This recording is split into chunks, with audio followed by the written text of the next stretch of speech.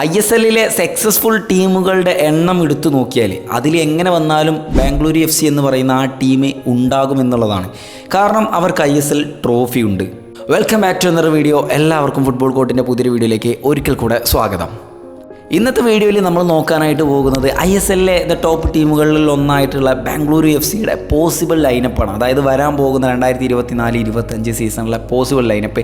Indian താരങ്ങളെയും foreign താരങ്ങളെയും എല്ലാവരെയും ഒരുമിച്ച് കൂട്ടിയിട്ടാണ് ഈ ഒരു ലൈനപ്പ് ഞാൻ കൊടുത്തിട്ടുള്ളത്. ഇതിൻ്റെ പ്രഡിക്ഷൻ ലൈനപ്പ് കൂടെയാണ്.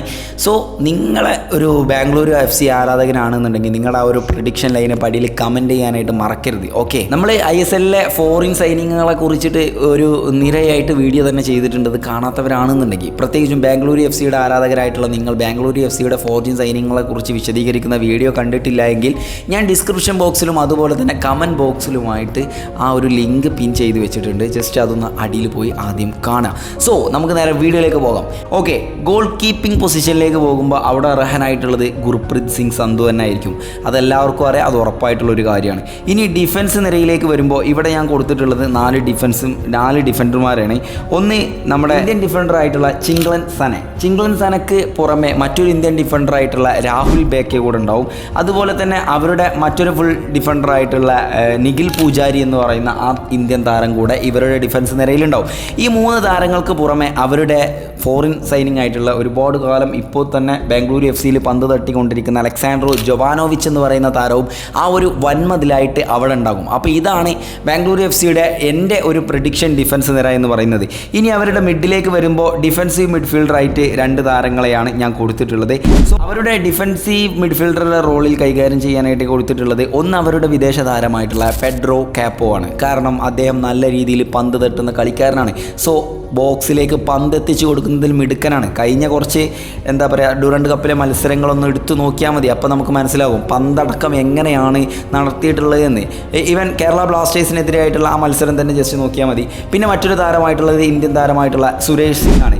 ഇനി അവരുടെ ഒന്നും കൂടെ മുന്നോട്ട് വരുമ്പോൾ ഒരു ഡിഫൻസീവ് അതുപോലെ മിഡ്ഫീൽഡ് റോളിലേക്ക് വരുമ്പോൾ അവിടെ ഞാൻ കൊടുത്തിട്ടുള്ളത് ഒന്ന് ഹലീച്ച് നർസാരിയെയാണ്. അത് വിങ് മിഡ്ഫീൽഡറായിട്ടാണ് ഞാൻ കൊടുത്തിട്ടുള്ളത്. അതുപോലെ തന്നെ നെഗുവേര ഇവരുടെ 10ാം നമ്പർ കളിക്കാരനാണ്. സ്വാഭാവികം നെഗുവേര ആരാണ് എന്താണെന്നൊന്നും ഞാൻ പറയേണ്ട ആവശ്യമില്ല. മുംബൈ സിറ്റി FC അതുപോലെ തന്നെ ഇത്തവണത്തെ ഡ്യൂറൻഡ് കപ്പ് കണ്ടവർക്കൊക്കെ അറിയാം നെഗുവേര നല്ല രീതിയിൽ കളിക്കുന്ന ഒരു പ്ലെയറാണ് എന്നുള്ളത്. ഇനി അവരുടെ ഫോർവേഡ് നിര എന്ന് പറയുന്നത് നല്ല സ്ട്രെങ്ത് ആയിട്ടും സ്ട്രോങ് ആയിട്ടും ഗോൾ അടിച്ചു കൂട്ടാനും ഗോൾ അടിപ്പിക്കാനും അസിസ്റ്റ് പ്രൊവൈഡ് ചെയ്യാനും പറ്റുന്ന ഒരു നിരയാണ് ബാംഗ്ലൂരു FCക്കുള്ളത്. ഇവിടെ ഞാൻ കൊടുത്തിട്ടുള്ളത് എങ്ങനെ വന്നാലും ആ ഒരു മുന്നേറ്റ നിരയിൽ 2 പേര് എങ്ങനെ വന്നാലും ഉണ്ടാവും. ഒന്ന് പെരേര ഡയസാണ്, വിദേശ താരമായിട്ടുള്ള പെരേര ഡയസ്. മറ്റൊന്ന് എന്ന് പറയുന്നത് സുനിൽ ഛേത്രിയാണ്, ഇന്ത്യൻ നായകനായിരുന്ന സുനിൽ ഛേത്രി. സോ സുനിൽ ഛേത്രിയെയും പെരേര ഡയസിനെയുമാണ് ഈ ഒരു ഫോറിൻ അതായത് ഈ ഒരു ബാംഗ്ലൂരു FCയുടെ ഈ ഒരു മുന്നേറ്റ നിരയായിട്ട് ഞാൻ കൊടുത്തിട്ടുള്ളത്.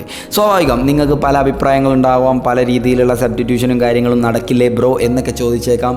എൻ്റെ ഒരു ലൈനപ്പ് എന്ന് പറയുന്നത്, അതായത് പ്രഡിക്ഷൻ ആയിട്ടുള്ള ബാംഗ്ലൂരു FCയുടെ ലൈനപ്പ് എന്ന് പറയുന്നത് ഇതാണ്. എന്താണ് നിങ്ങളുടെ ലൈനപ്പ് എന്ന് ജസ്റ്റ് അടിയിലൊന്ന് കമൻറ്റ് ചെയ്യുക. അതുപോലെ തന്നെ നിങ്ങളൊരു ബാംഗ്ലൂരു FC ആരാധകനാണെന്നുണ്ടെങ്കിൽ ഈ വീഡിയോയുടെ ആ ലൈക്ക് ബട്ടൺ ഒന്ന് നീലമർത്തിയേക്ക്.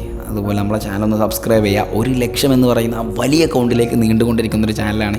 സോ സബ്സ്ക്രൈബ് ചെയ്യുക, തൊട്ടടുത്ത ബെല്ലൈക്കൺ കൂടെ എനേബിൾ ചെയ്യുക. മറ്റൊരു വീഡിയോയിൽ വീണ്ടും കണ്ടുമുട്ടാം. അതുവരേക്കും